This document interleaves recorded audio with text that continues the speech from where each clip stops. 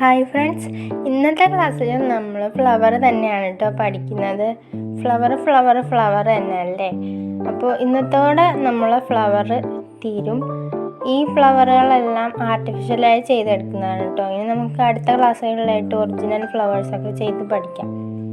ആദ്യം ഒരു റൗണ്ട് വരച്ചിട്ട് അതിനെ ഫില്ല് ചെയ്തെടുത്തു. എന്നിട്ട് അതിൻ്റെ പുറമെയുള്ള റൗണ്ടിനെ ഡാർക്ക് ചെയ്തെടുക്കുക. എന്നിട്ട് കണ്ടില്ലേ, ഇതുപോലെ 5 പെറ്റൽസാണ് വരച്ചു കൊടുക്കുന്നത്. 5 പെറ്റൽസ് വരയ്ക്കുമ്പോൾ നമ്മൾ എന്താണ് ശ്രദ്ധിക്കേണ്ടതെന്ന് പറഞ്ഞല്ലോ, അത് ശ്രദ്ധിച്ചാൽ തന്നെ മതി കേട്ടോ. പിന്നെ അതിൻ്റെ അകത്തായിട്ട് ഇതുപോലെ ഓരോ ലൈനുകൾ വരച്ചു കൊടുക്കുക കേട്ടോ. എന്നിട്ട് ആ ഭാഗം ഒന്ന് ഫില്ല് ചെയ്തെടുക്കാം.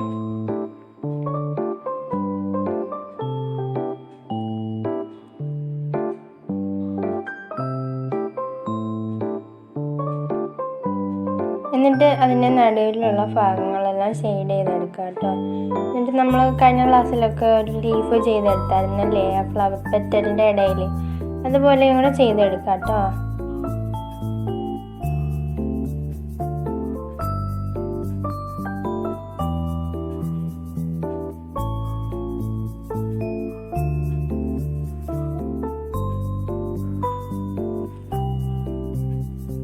ഇനി 36ാമതായിട്ട് ചെയ്യുന്നത് ഒരു സ്വേൾ വരച്ചിട്ടാണ്. എന്നിട്ട് അതിൻ്റെ മുകളിലായിട്ട് കണ്ടോ, ഒന്നിൻ്റെ മുകളിൽ ഒന്നായിട്ട് ഇങ്ങനെ പകുതി വൃത്തങ്ങൾ ജോയിൻ ചെയ്ത് കൊടുക്കുക. എന്നിട്ട് അതിൻ്റെ മുകളിലായിട്ട് ലവ് ഷേപ്പിലുള്ള 4 ലീവ്സ് വരച്ചു കൊടുക്കുക, 4 പെറ്റൽസ് വരച്ചു കൊടുക്കുക. എന്നിട്ട് അതിൻ്റെ മുകളിലായിട്ട് ഇതുപോലെ ലീഫുകൾ വരച്ചു കൊടുക്കുക കേട്ടോ.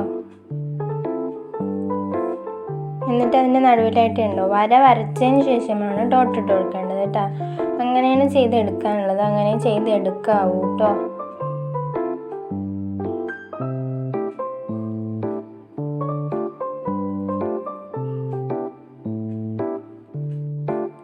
ഇന്നത്തെ ഒരു ചെറിയ വീഡിയോയാണ്. ഇന്ന് നമ്മൾ ഫ്ലവേഴ്സ് കംപ്ലീറ്റ് ചെയ്യാൻ പോവാണ്. 40 ഫ്ലവേഴ്സ് നമ്മൾ പഠിച്ചു കേട്ടോ. അപ്പോൾ 40 ഫ്ലവേഴ്സ് നിങ്ങൾ ചെയ്ത് ഒരുപാട് പ്രാവശ്യം പ്രാക്ടീസ് ചെയ്ത് പഠിക്കണം. ഇത്രയും ഫ്ലവേഴ്സ് തന്നെ ഓരോ രീതിയിലാണ് ചെയ്തെടുത്തതല്ലേ. നമ്മൾ ഒരു ഫ്ലവർ വരയ്ക്കുമ്പോൾ എങ്ങനെയാണെന്ന് നമുക്കറിയാം. ഞാൻ കൂടുതൽ വരച്ചിട്ടുള്ള ഫ്ലവറുകളിലെല്ലാം നടുവിൽ നിന്ന് തുടങ്ങിയാണ് അവസാനിപ്പിക്കുന്നത് അല്ലേ ഓരോ ഫ്ലവറും. അതായത് സെൻറ്റർ പോർഷനാണ് കൂടുതലായിട്ട് നമ്മൾ വരച്ച് തുടങ്ങേണ്ടത് ആദ്യം ഫ്ലവറിൻ്റെ കേട്ടോ. അപ്പോൾ 37ാമതായിട്ട് ഒരു സ്വേൾ വരച്ചിട്ട് അതിൻ്റെ 2 സൈഡിലായിട്ട് ഇതുപോലെ നേരെ 2 പെറ്റൽസ് വരച്ച് കൊടുക്കുക. അതിൻ്റെ ഓപ്പോസിറ്റായി 2 പെറ്റൽസ് വരച്ച് കൊടുക്കുക. എന്നിട്ട് അതിൻ്റെ ഇടകളിലായിട്ടെല്ലാം പെറ്റൽസ് ഫില്ല് ചെയ്തെടുക്കുക കേട്ടോ. എന്നിട്ട് നടുവിലായിട്ട് ഒരു വര വരച്ചിട്ട് നമ്മൾ നേരത്തെ ലീഫിന് ചെയ്തതുപോലെ ഡോട്ട് ഇട്ട് കൊടുക്കുക കേട്ടോ. നടുവിലായിട്ട് ലൈൻ വരച്ചിട്ട് വേണം ഡോട്ട് ഇട്ട് കൊടുക്കാൻ.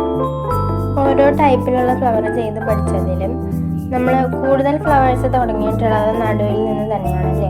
ഇപ്പോൾ ഒരു ഫ്ലവർ നമ്മുടെ കയ്യിൽ കിട്ടിക്കഴിഞ്ഞാൽ നമ്മൾ ആദ്യം തന്നെ ശ്രദ്ധിക്കേണ്ടത് അതിൻ്റെ നടുവിൽ എന്താണ്, ഏത് എലമെൻ്റാണ് വരച്ചത് എന്നാണ്. ഇനി ഒരു റൗണ്ട് വരച്ചിട്ട് അതിൽ നമ്മൾ നേരത്തെ ചെറിയ ചെറിയ റൗണ്ട്സുകളൊക്കെ വെച്ച് ഫില്ല് ചെയ്ത് കാണും അല്ലേ. അങ്ങനെയാണ് വന്നിട്ടുള്ളത് എങ്കിൽ അതുപോലെ ചെയ്യാം കേട്ടോ. എന്നിട്ട് അതിൻ്റെ താഴെയായിട്ടുള്ള ഭാഗങ്ങൾ നോക്കുക, അടുത്ത എന്താണ് വന്നിട്ടുള്ളത്, എങ്ങനെയാണ് വരയ്ക്കേണ്ടത്. ഇനി കുടം പോലെയാണ്, നമ്മൾ കുടം പോലെയുള്ളതൊക്കെ പഠിച്ചല്ലേ. കുടം പോലെയാണ് വന്നിരിക്കുന്നതെങ്കിൽ ആ കുടം പോലെ വരുന്ന ആ ഒരു ഭാഗം ചെയ്തെടുത്തിട്ട് പിന്നെ വരുന്നത് നമ്മുടെ പെറ്റൽസ് ആയിരിക്കും. അങ്ങനെയുള്ള രീതിയിൽ നമ്മൾ ഓരോ സ്റ്റെപ്പ് ബൈ സ്റ്റെപ്പായിട്ട് വേണം കണ്ടറിഞ്ഞ് ചെയ്ത് പഠിക്കാൻ കേട്ടോ. അപ്പോൾ നമ്മൾ നേരത്തെ ചെയ്തത് ഒരു സ്വേൾ വരച്ചിട്ട് അതിൻ്റെ മുകളിലായിട്ട് നമ്മൾ പഠിച്ചു അല്ലേ, ഒരു ഫ്രില്ലിനെ ഡാർക്കിൻ ചെയ്ത രീതിയിൽ നമ്മൾ പഠിച്ചു. അതുപോലെയാണ് ചെയ്തെടുക്കുന്നത് കേട്ടോ. അത് സിമ്പിൾ ഫ്ലവറാണ്, കൂടുതലായിട്ടും കണ്ടുവരുന്ന ഫ്ലവറാണ്. ഇനി അതുപോലെ തന്നെ ചെയ്തെടുക്കുന്നതാണ് ഈ ഫ്ലവർ കേട്ടോ. ആദ്യം അതുപോലെ ചെയ്തെടുക്കുക. പിന്നെ ഇങ്ങനെയുള്ള ഫ്ലവർ ചെയ്തെടുക്കുമ്പോൾ 5 പെറ്റൽസാണ് ഇതിന് വരുന്നത്. എന്നിട്ട് അതിൻ്റെ മുകളിലായിട്ട് ആ ഫ്ലവറിൻ്റെ ഒരു ഔട്ട്ലൈൻ ക്രിയേറ്റ് ചെയ്ത് കൊടുക്കുക കേട്ടോ. ഇനി ഒരു ഫ്ലവർ ഉണ്ട്, അത് നമ്മൾ ഇപ്പോൾ റൗണ്ട് ഷേപ്പ്, ഓരോ ഷേപ്പുകൾ പഠിച്ചു അല്ലേ. അപ്പോൾ നിങ്ങൾ ഒരുപാട് പ്രാവശ്യം ഷേപ്പുകൾ ചെയ്ത് പഠിക്കാം. അപ്പോൾ ഓരോ ഷേപ്പുകളിൽ നമുക്ക് വരും. ഇപ്പോൾ നമ്മൾ റൗണ്ട് ഷേപ്പാണ് നടുവിലൊക്കെ ആയിട്ട് കൊടുത്തിട്ടുള്ളത്. ഇനി ഓവൽ ഷേപ്പ്, റൗണ്ടിൽ ഒക്കെ നമുക്ക് എന്ത് ചെയ്യും, ഫ്ലവേഴ്സ് വരും. അപ്പോൾ അങ്ങനെയുള്ള ഫ്ലവേഴ്സുകളിലൊക്കെ ഇപ്പോൾ അതിൻ്റെ ഔട്ട്ലൈൻ ഇല്ലാതെയാണ് ആ ഒരു ഓവൽ ഷേപ്പ് വന്നിരിക്കുന്നതെങ്കിൽ നമ്മളൊരു ഇൻവിസിബിൾ ലൈൻ വരച്ചു കൊടുക്കുക. എന്നിട്ട് വേണം ബാക്കിയുള്ള എലമെൻറ്റ്സുകളെല്ലാം ചെയ്തെടുക്കാൻ കേട്ടോ. അപ്പോൾ അങ്ങനെയുള്ള കുറച്ച് കാര്യങ്ങളൊക്കെ ശ്രദ്ധിച്ചാൽ തന്നെ നിങ്ങൾക്ക് ഫ്ലവേഴ്സ് നല്ല രീതിയിൽ ചെയ്തെടുക്കാൻ കഴിയും. അപ്പോൾ ഇവിടെ പൂവിൻ്റെ ഔട്ട്ലൈൻ വരച്ചെടുത്തതിന് ശേഷം ആ ഒരു ഔട്ട്ലൈൻ ഓരോ ഈ പെറ്റൽസിൻ്റെ മുകളിലായിട്ട് ഇതുപോലെയുള്ള ഷേപ്പിൽ പെറ്റൽസ് വരച്ചു കൊടുക്കാം. എന്നിട്ട് അതിൻ്റെ അവിടെ ഷെയ്ഡാണ് ചെയ്തെടുക്കുന്നത്. എന്നിട്ട് അതിൻ്റെ ഔട്ട്ലൈൻ ഒന്ന് ഡാർക്കിങ് കൂടെ ചെയ്തെടുക്കണം കേട്ടോ.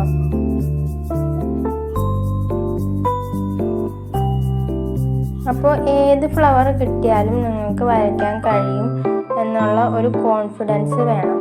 ഇനി നിങ്ങൾക്ക് ഒരു ഫ്ലവർ കണ്ടിട്ട് അത് എങ്ങനെയാണ് തുടങ്ങുന്നതെന്ന് മനസ്സിലാവുന്നില്ല എങ്കിൽ നിങ്ങൾ ഔട്ട്ലൈൻ തന്നെ മുകളിൽ നിന്ന് തന്നെ തുടങ്ങി വരയ്ക്കണം കേട്ടോ.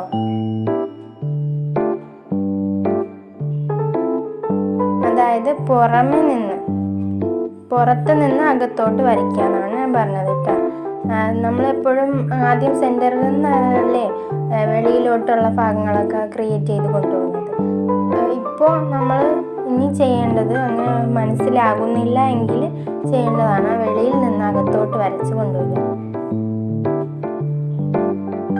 40ാമതായിട്ട് ചെയ്തെടുക്കുന്നത് ഒരു സുവോള് വരച്ചിട്ട് കണ്ടില്ലേ, ഇതുപോലെ ഉള്ള ഒരു പെറ്റലാണ് വരയ്ക്കുന്നത്.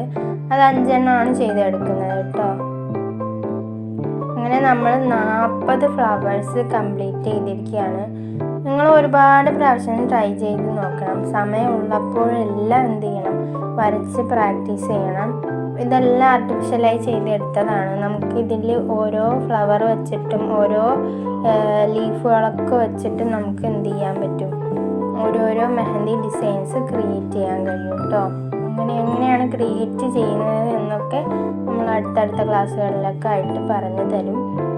ഇനി ആ ഫ്ലവറിൻ്റെ ഇടയിലായിട്ടാണ് നമ്മൾ ഹംസ് വരച്ചു കൊടുക്കുന്നത് കേട്ടോ. ഇനി അതിൻ്റെ മുകൾ ഭാഗത്ത് ഒന്ന് ഷെയ്ഡ് ചെയ്ത് കൊടുക്കാം. എന്നിട്ട് ഔട്ട്ലൈൻ ഒന്ന് ഡാർക്കൈൻ ചെയ്ത് കൊടുക്കാം. അപ്പോൾ സിമ്പിൾ ഫ്ലവർ ആണല്ലേ.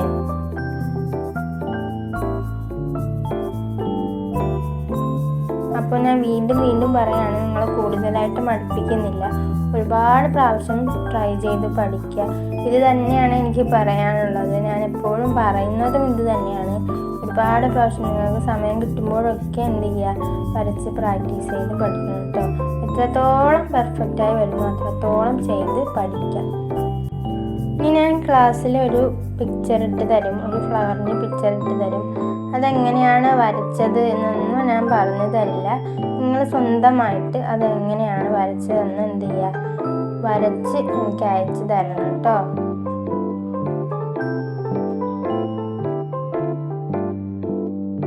ഇന്നത്തെ ക്ലാസ് എല്ലാവർക്കും ഇഷ്ടപ്പെട്ടു എന്ന് വിചാരിക്കുന്നു. അടുത്ത ക്ലാസ്സുമായി നാളെ കാണാം. ടാറ്റാ.